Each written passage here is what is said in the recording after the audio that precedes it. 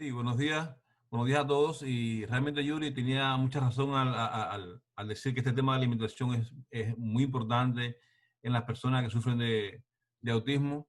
Y en el día de hoy queremos abordar este tema de una forma muy específica y para ello nos vamos a auxiliar de un medio audiovisual, un PowerPoint, eh, para ir tocando uno a uno todos los puntos o las estrategias básicas para llevar una alimentación adecuada en estos pacientes. Eh, Inicialmente vamos a... Ok. Inicialmente podemos decir que el 90% de los pacientes con esta condición sufren de síntomas en el orden digestivo o de conductas relacionadas con la alimentación y que una adecuada alimentación en estos pacientes va a mejorar su condición física, va a disminuir la neuroinflamación y también va a disminuir el estrés metabólico y oxidativo. Entonces, esto es un proceso realmente que puede ser muy estresante para los padres y para los niños también, y que puede ser muy largo, muy lento, pero que realmente los beneficios y la ventaja que le aporta al niño realmente vale la pena. Para ello pensamos que hay tres formas o tres claves para llevar este proceso, que es la constancia, ser paciente y tener mucha confianza en su hijo. Más adelante vamos a debatir cada uno de los puntos de una forma más específica. Eh, entonces vamos a pasar directamente ya digamos, a las recomendaciones elementales para llevar a cabo este proceso. En primer lugar, debemos realizar un estudio médico exhaustivo al niño. Esto va a tornar en relación a que se deben descartar cualquier tipo de desorden del aparato digestivo, del aparato metabólico, alteraciones odontológicas, alergias, niveles de metales pesados en el cuerpo, como son el mercurio y el arsénico, y el consumo de fármacos o algún medicamento, entre otras condiciones. Es también importante resaltar que al igual que el diagnóstico de estos pacientes, que debe ser llevado a cabo por un equipo multidisciplinario, también el enfoque a la hora de la nutrición debe ser también enfocado desde este punto de vista, porque realmente son muchas las condiciones que pueden alterar o que pueden modificar o que pueden entorpecer una buena alimentación en estos niños. Entonces, el segundo punto que vamos a tener es que hay que investigar el perfil sensorial del niño autista. Es evidente que la alimentación en sentido general para todas las personas, digamos que los sentidos juegan un papel importante. Ya decimos el tacto, la vista, el olfato, el gusto, todos, la audición. Pero precisamente en estos niños podemos decir que tienen una alteración en cuanto al procesamiento sensorial muy importante. Ellos son muy sensitivos y que, por lo tanto, o sea, algunos alimentos pueden resultarles muy difícil de acceder a ellos. Realmente más se puede ver es una hipersensibilidad o una hiposensibilidad a los alimentos. Esto quiere decir que estos niños pueden presentar niveles muy bajos de sensibilidad, o sea, que pueden tener alteraciones a la hora de contratar la temperatura, la textura, los olores de los alimentos, o pueden tener una alta sensibilidad, o sea, cualquier modificación muy pequeña que sea, ellos lo pueden sentir y pueden rechazar o pueden descartar un alimento. Entonces, para ello nosotros, los padres, todas las personas que están involucradas en este proceso, deberían de hacer un estudio, digamos que exhaustivo, o sea, frecuentemente tener un apunte, llevar un apunte de cómo el comportamiento de su hijo, de qué alimentos rechaza, cómo le gusta, cuál no le gusta, y en base a eso podemos entonces también tomar una conducta, una actitud para mejorar esta situación. No obstante a eso, aquí también hemos incluido un aspecto que no es tanto sensitivo, pero que sí influye en cuanto, o sea, se puede relacionar con lo sensorial, que es, digamos que la parte en cuanto a cómo el niño maneja el alimento en la boca, cómo lo mastica, si lo retiene mucho tiempo, si el movimiento de la lengua, si lo maneja de un lado para otro, el tiempo que lo tiene. Entonces, todas estas cosas tenemos que irlo manejando para ir tratando de mejorar en el futuro. Aquí se resalta que la intervención temprana favorece la aceptación a los cambios. Evidentemente, si comenzamos a detectar estos tipos de alteraciones en el niño desde edad temprana y de temprano comenzamos a hacer los cambios necesarios, el niño va a tener una mejor posibilidad de revertirlo. De más tarde se haga, más adicción ha tenido a algo, más difícil va a ser de cambiar la actitud o la conducta de este niño. en este sentido. En la tercera posición pusimos en cuanto a algo que realmente es básico en cuanto a al comportamiento de la persona autista. Digamos que hay que establecer horarios y rutinas a la hora de darle los alimentos. ¿Cómo podemos disipar esto? Bueno, tenemos que asegurarnos de que el niño realmente coma siempre o usualmente en el mismo lugar, que tenga un horario, porque ellos realmente son muy rutinarios y se creen bajo con control de la situación cuando conocen lo que se va a hacer. También vamos a ver que el niño realmente, si tiene un horario específico, si tiene un lugar específico, él sabe más o menos ya qué usted espera que él haga en ese momento. Y esto va a ayudar también a mejorar esta condición. En otro sentido, no se pueden dar alimentos, tú sabes, entre las comidas, o sea, en horarios que no sean lo planificados para las comidas, porque esto, aunque a veces también altera un poquito las condiciones nutricionales de la persona, también disminuye el apetito y eso va a disminuir la probabilidad de que el niño pruebe otros alimentos que realmente son necesarios en la comida del niño. De la misma forma tenemos que decir que, o igualmente, que todo el resto de la familia debe de seguir reglas como esta, porque si el niño, digamos que le imponemos un régimen, una rutina, y el niño ve que el hermanito, el papá o otro familiar, los snacks o come algún otro tipo de comida a deshora, él realmente va a tratar de imitar esta conducta y realmente va a contradecir un poco todo lo que hemos tratado de inculcarle. En el cuarto requerimiento podemos decir que hay que disminuir o minimizar al máximo las distracciones. Estos niños también son muy distraídos y para ello debemos de tratar de evitar algunas, digamos que, factores que pueden desviar su atención hacia la comida o otras actividades como pueden ser la televisión, los juegos, sonidos, colores llamativos, juguetes, cualquier cosa puede alterar su concentración hacia los alimentos. Es realmente muy sencillo, muy fácil para que ellos se desvíen. Entonces, ¿cómo hacerlo? Bueno, hay que evitar, como dije ya, cualquier situación que pueda ser un distractor, cualquiera. Es un lugar, hay que sentar al niño en una silla cómoda, pero firme. Eso va a evitar que el niño se balancee. Ellos tienen muchos movimientos estereotipados, pueden, o sea, que con mucha facilidad irse de ese momento. Entonces, hay que tener un lugar sentado, firme, pero cómodo. En cuanto al límite de la comida, es muy importante también. ¿Por qué?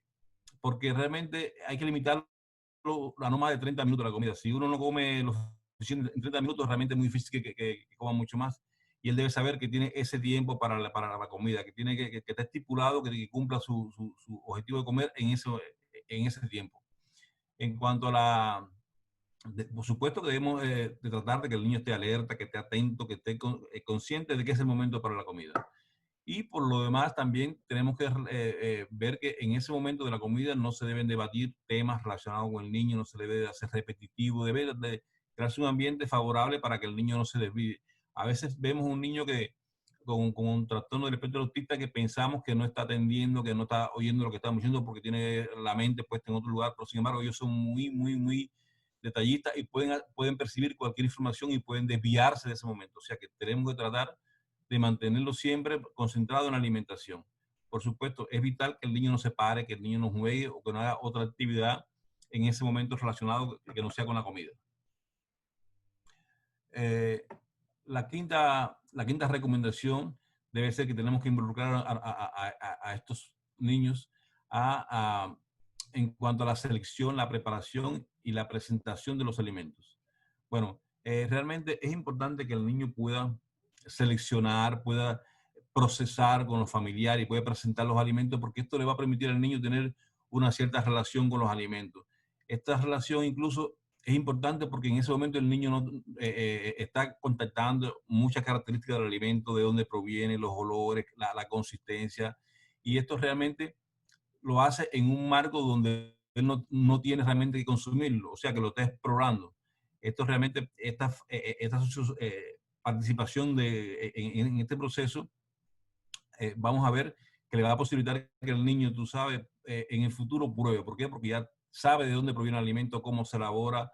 Y esto realmente es importante porque también le va a facilitar, tú sabes, una interacción familiar, que es algo importante. Digamos que el déficit en la socialización es uno de los pilares en la sintomatología de estos niños. Ellos son muy poco sociables, y realmente si logramos que el niño se involucre con la familia en cuanto a las actividades de la casa y comience una cierta interacción familiar, eso va a favorecer que en el futuro también, cuando salga de la casa, pueda tener relaciones con otros niños y con otras personas. El acápite 6 se relaciona a premiar a la conducta positiva de sus hijos y, por supuesto, rechazar de una forma u otra aquellas que son negativas. El niño siempre que se acerca o sea, que prueba un alimento, deben de ser reforzados, o sea, debe tener un reforzamiento positivo, que esto puede ser con palabras, un halago, puede ser alguna calcomanía, un sticker, algún bocadillo, algo que realmente al niño le guste coleccionar, que guste tener y que lo vea como un premio. Esto va a ayudar a fomentar conductas, tú sabes, alimentarias positivas en el niño. Y por supuesto, eso se ve hasta digamos que en los animales y en las personas neurotípicas, que vamos a ver que personas que son premiadas, siempre que recibimos un premio por algo, tratamos de repetir esa conducta o esa actitud y eso es realmente muy, muy importante en estos niños. Siempre premiarlo para que vean que realmente su esfuerzo tiene una recompensa. Y por supuesto, la parte opuesta a este sentido es cuando ellos, digamos que tienen una actitud negativa ante la comida. Es decir, que pueden ser que rechacen la comida, que la escupan, la botan, la demoren mucho en la boca. Entonces, en este caso debemos de tratar, podemos hacerle unos requerimientos, pero de una forma, tú sabes, más bien discreta, sin que sea algo muy repetitivo. Y en algunos casos, incluso cuando son ya muy exageradas, cuando ya se sale un poco del marco, digamos que permisible, hay que recurrir a una ayuda de un experto. Entonces, por supuesto que estos niños están preparados, digamos, capacitados, aunque no lo creamos a veces, para percibir cuando lo estamos estimulando, cuando estamos premiándolo por alguna actitud positiva y también, por supuesto, cuando estamos disgustados y cuando estamos ignorándolo por algo que no debió llevar a cabo. El punto 7 es motivar a través de los medios visuales. Sabemos que el autismo tiene varias facetas, o sea que hay niños que van desde un extremo leve hasta algo realmente, tú sabes, bien moderado. Y realmente en los casos que son no verbales eh, y niños más severos también hay que utilizar los medios, digamos que audiovisuales, para fortalecer este tipo de conducta de la alimentación. Para ello podemos utilizar fotos, digamos que imágenes, letras, signos, para ir orientando al niño cuál va a ser su rutina, en qué momento, cómo va a ser la alimentación. Esto se va a ocupar, estos medios se van a colocar precisamente donde el niño vaya a comer. Puede ser en la mesa, en una pared, puede ser incluso en su silla, se pueden poner fotos y con su nombre para marcar una ubicación exacta donde él va a comer. Y esto lo hace sentir a ellos confortable y lo va a te va a facilitar. En otro sentido, también podemos usar este mismo medio para orientarlo en actividades sucesivas. Es decir, podemos poner que esta es la hora del almuerzo y después del almuerzo vas a ver televisión o vas a leer o vas a... Y eso, el niño ya va sabiendo cuáles son los pasos que va a dar. Eso le va a favorecer en el sentido de que se va a sentir confortable y puede a comerse la comida para entonces después seguir con la actividad que le corresponde. Entonces siempre tenemos que ver que las imágenes, por supuesto, tienen que ser imágenes, digamos que instructivas, es decir, relacionadas con la comida, con el niño. No pueden ser imágenes de otro tipo porque eso, lejos de ayudar, puede que entonces cree un efecto contrario, un efecto adverso y puede que el niño se distraiga y trate entonces de no ingerir los alimentos. Ahora le corresponde a practicar conductas alimentarias saludables, agradables y fomentar la autonomía en el niño. Esto es también muy importante, es lo que realmente todo padre quiere buscar en estos niños, que sean autónomos. Realmente la alimentación está relacionada con todo un conjunto de actividades y normas que giran en torno a este momento. A la hora de la comida realmente debe hacerse esto es válido para toda la familia, pero con estos niños mucho más. Debe hacerse en un medio tranquilo, se debe tratar de evitar que darles instrucciones repetitivas, como ya he dicho, indicaciones al niño, o tratar de persuadirlo de una manera, tú sabes, repetitiva para que consuma los alimentos. Debe ser algo más bien de forma amable y no tan, si no lo quiere, bueno, tendremos que buscar otros argumentos. Los elementos la comida saludable debe ser practicada por toda la familia. Esto debe ser realmente, si el niño autista es algo, es siempre una persona muy, digamos, que imitativa, y si él ve que sus padres, que sus hermanitos comen un alimento sano, realmente va a tratar de imitarlo y va a tener probabilidades de que lo consuma. Si él ve que le pones un brócoli con un pescado y el hermano se come una pizza, quizás él tenga más preferencia por la pizza también y trate de evadir la comida que le estamos poniendo. Por eso es importante que todos en la casa tengamos también rutinas de alimentación saludable. Y en este punto también incluir la parte de la autonomía. Esta es la base, yo creo, de tratamiento inicial, porque si el niño tiene autonomía, o sea, que logra comer solo o con una cooperación mínima, va a tener muchas facilidades para tener una vida alimentaria saludable y por lo menos que asimile otro tipo de conducta que queramos introducirle. En la parte de 9, vamos a ver qué es introducir nuevos alimentos de manera progresiva. Esta parte también es muy importante porque a veces queremos hacer la introducción de los alimentos de una forma, digamos, que no didáctica, y esto puede alterar un poco la percepción del niño. Entonces, como decíamos, es importante que el niño ya que tenga la rutina de comer sentado en la mesa, que tenga o por lo menos que tenga una ayuda mínima para comer. Entonces, y para ello hemos elaborado algunos puntos que son vitales en este sentido. Primeramente, podemos decir que el niño el alimento que se va a introducir debe estar siempre acompañado o asociado a un alimento que el niño conozca, que ya el niño coma y sobre todo, preferentemente, que le guste. Las cantidades a introducir o el alimento a introducir debe estar, eh, digamos que presentado en cantidades muy pequeñas. No puede presentar un plato de un alimento nuevo, un plato, o sea, una porción entera, sino que 2 cucharadas, una cucharada, y en sucesivos, digamos, comidas, si hoy le aceptó una cucharada, bueno, en la próxima vamos a darle 2 o 3 y después finalmente le daremos la ración completa, pero inicialmente es progresivamente en pequeñas cantidades. Si el niño inicialmente toca el alimento, lo huele, lo manipula, lo explora y no lo come, no debemos preocuparnos. Eso es parte del proceso, como por decirlo de una manera. Debemos de tener en cuenta que el niño debe sensibilizarse con estos alimentos y debe conocer, debe tener un poquito más de confianza a la hora de comerlo. Por supuesto, como dijimos ya, tenemos que utilizar un reforzador positivo cuando el niño come el alimento. Y estamos hablando incluso de cuando coma el alimento que ya comió. Cuando ya conoce este alimento y comió, probó el alimento que ya tiene, o sea, a su gusto, le damos un reforzador. Esto va a incentivar a que él entonces trate de comer el segundo alimento, el que estamos introduciendo, para entonces tener también un premio por esta acción.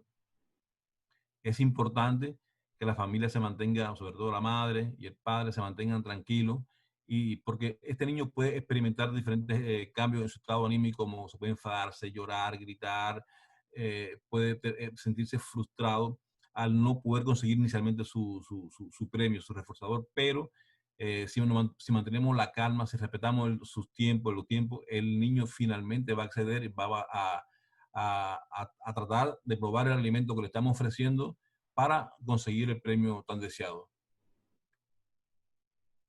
Entonces, a continuación hice un pequeño resumen que va digamos que va a tocar las diferentes etapas de esta alimentación del niño. En primer lugar, insistimos en los aspectos médicos. ¿Por qué? Porque, insisto, hay que descartar cualquier condición, cualquier trastorno físico, psicoemocional, ambiental.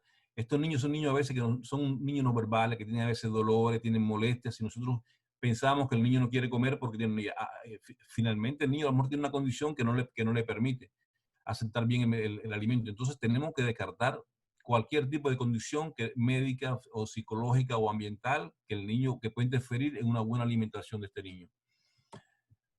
En segundo punto, tenemos que establecer un plan de alimentación individualizado para cada paciente. Cada niño autista, absolutamente cada niño autista es diferente. No hay dos iguales.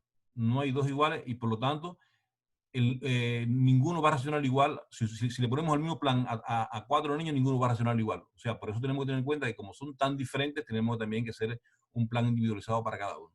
Tenemos que tener en cuenta eso porque no podemos esperar de este plan lo mismo que un niño más o menos que tiene otra condición similar, pero eso va a ser imposible.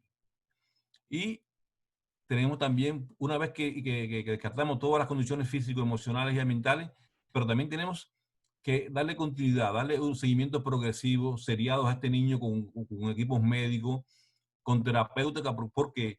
Porque durante el curso de la afección pueden aparecer nuevas o pueden asociarse nuevas condiciones médicas o psicológicas que debemos tratar en ese momento. O sea, que debemos mantener un seguimiento específico. ¿Para qué? Para descartar cualquier nueva condición asociada a su entorno. En la segunda, en el punto B, vamos a ver la parte conductual. Es decir, insistimos, hay que tener paciencia. Yo sé que es a veces difícil, que a veces esos padres, es un poco desesperante precisamente por la esencia del autismo como tal, pero hay que ser pacientes si queremos llegar a tener un resultado positivo.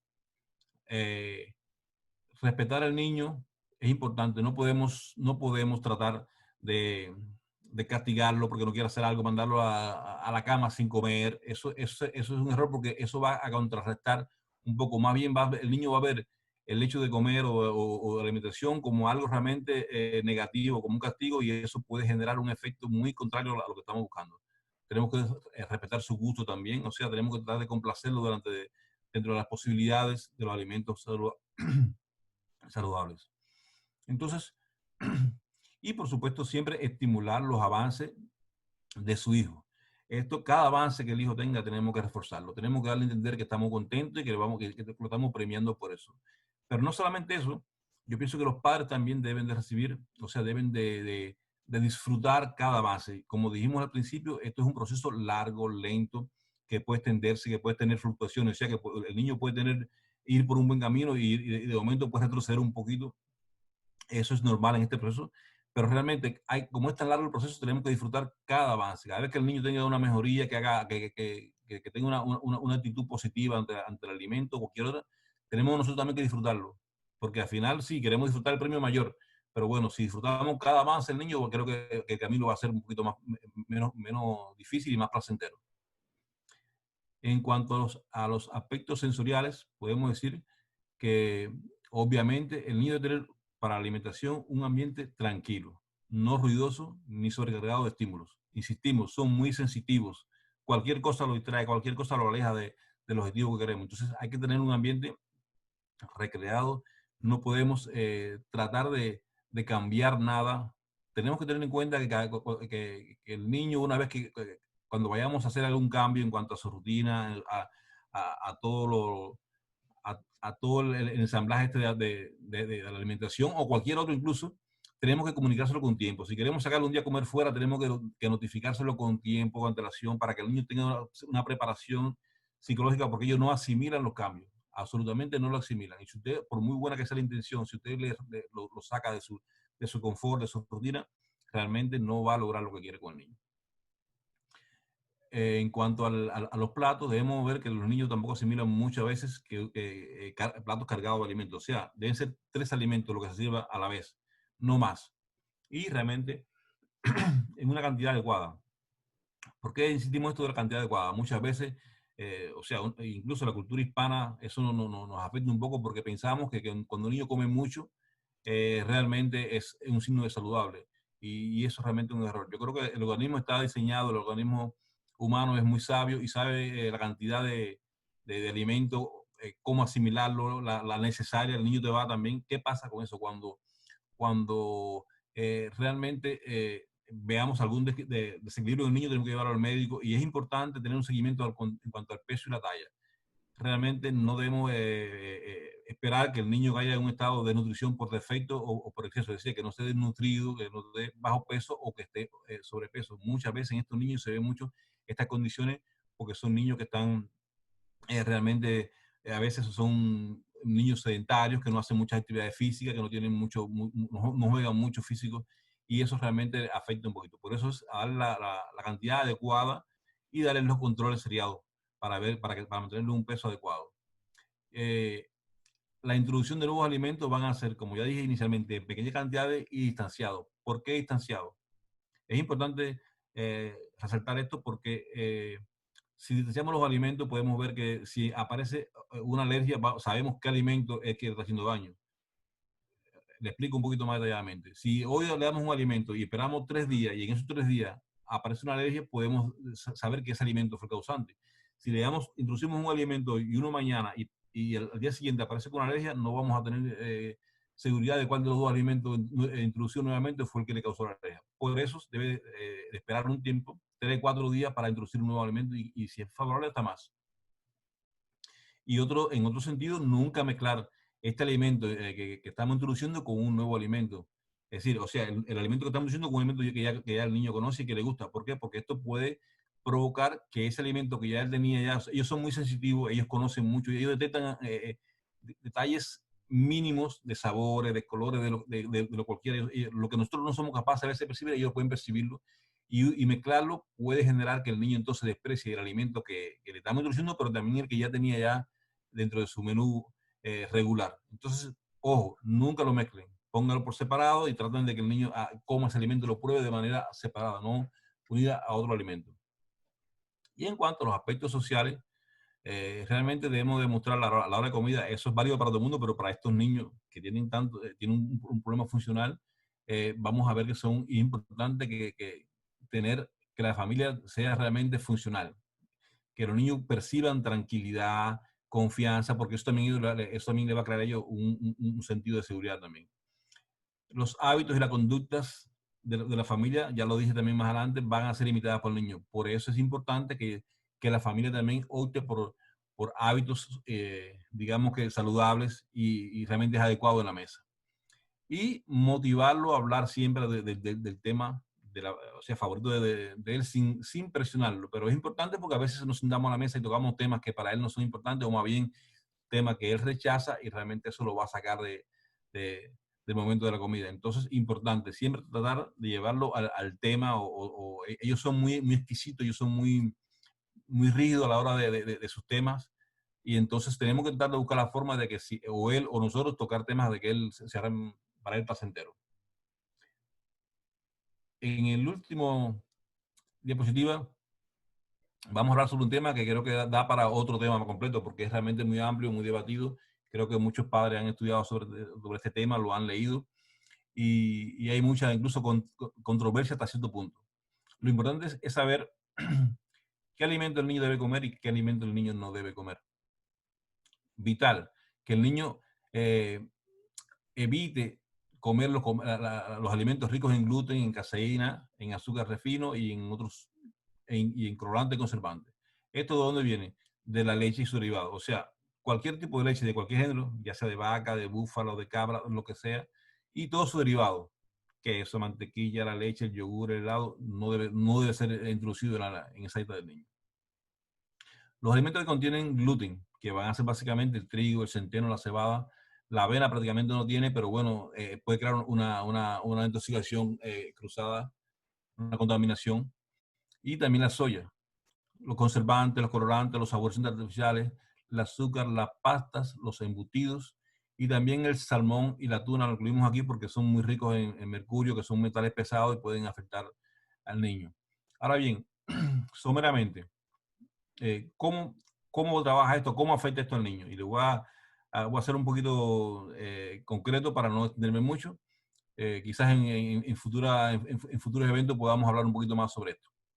Pero bueno, tanto la leche como, o sea, como la caseína que proviene de la leche, como el gluten de estos cereales, vamos a ver que tienen una afinidad para pasar libremente a través de la membrana intestinal, que de por sí está usualmente en estos pacientes ya está un poco alterada, y llegan en forma de péptidos al torrente sanguíneo.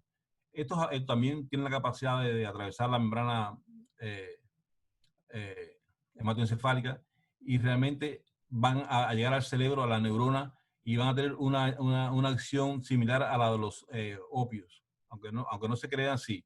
Tienen un efecto morfínico y por eso estos niños a veces tienen una actitud que lo vemos, digamos que entretenido, como oído. Es precisamente este efecto. Suspenderle estos alimentos va a crear un estado realmente, va a mejorar en un 70, en un 80% de los síntomas. Eso está demostrado. Realmente la dieta no es el tratamiento de elección para revertir el diagnóstico del autismo, pero sí disminuye los síntomas sustancialmente. Hay muchas, yo hablaba de controversia porque hay muchos padres que dicen que sí, otros que no. Realmente científicamente no podemos decir que es el tratamiento ideal, pero sí podemos decir que disminuye, que mejora la calidad de vida de estos pacientes, y yo apuesto porque realmente se haga. Ahora, ¿cómo hacer esto realmente? No podemos, digamos que retirar el alimento de forma bruscamente. Tenemos que hacerlo progresivamente porque también hay un efecto que se llama la abstinencia morfínica en estos casos. Es decir, para que tengan una idea, en niños pequeñitos se han aislado supuestamente residuos de opioides de la orina. Obviamente cuando estudiaron esto vieron este efecto, pero también si retiramos bruscamente estos alimentos de una forma eh, radical, pueden tener la abstinencia morfínica, es decir, el niño se puede poner más irritable, los síntomas pueden incrementar en esta etapa inicial. Entonces, ojo con esto. ¿Qué se hace? Progresivamente vamos suprimiendo los alimentos hasta erradicar todos estos alimentos que contienen la caseína y el gluten. Y por supuesto el resto de los alimentos que mencionamos aquí. Ahora bien, ¿cómo sustituirlo? ¿Qué hacer? Bueno, la leche va a ser una leche vegetal. Podemos dar a los niños esto, almendra, leche de almendra, de coco, de arroz, de quinoa. La harina, o sea, puede hacerse de maíz, de arroz, de garbanzo. Hay muchas variedades. En este país hay muchas variedades. Cuando a veces vamos a las tiendas, podemos ver, sobre todo en las hispanas, que te dicen, por ejemplo, el alimento sin TAC. Eso es sin trigo, la T de trigo, la A de avena, la C de centeno y de cebada. Entonces, estos alimentos son muy importantes. Los vegetales, todos son muy buenos. La verdura fresca, todos son muy buenos, ya sean frutas secas o frescas o secas. La carne, el pollo, el res, el puerco, el ovejo, los mariscos, los pescados, siempre y cuando sean magras, o sea, que sean desgrasados. También se pueden dar los tubérculos, que son la yuca, el ñame, la malanga, el boniato, mucho la papa, los garbanzos, o sea, la legumbre, los garbanzos, las lentejas, los frijoles, los huevos también. Es decir, que cuando volvemos a ver, son mucho más lo que se le pueden dar que lo que no se pueden dar. O sea, que tenemos un caudal de alimentos que pueden sustituir este, la carencia que va a significar el déficit de leche y gluten en esta dieta. Entonces, yo le decía que este es un tema muy amplio que se puede debatir más adelante podemos hacer un trabajo también más profundo con respecto a esto. Pero sí, repito, es importante restringir de su dieta la caseína y el gluten y todo lo demás, colorantes, azúcares y pastas y embutidos y salmón y tuna. Es importante y vamos a ver que en estos pacientes en un corto tiempo, digamos que de un mes en adelante, los síntomas van a comenzar a mejorar indudablemente. Muchas gracias y espero que haya sido de mucha utilidad este segmento para ustedes. Muchas gracias, doctor Pablo Reyes. Excelente su presentación y lo estaremos invitando para nuevos eventos.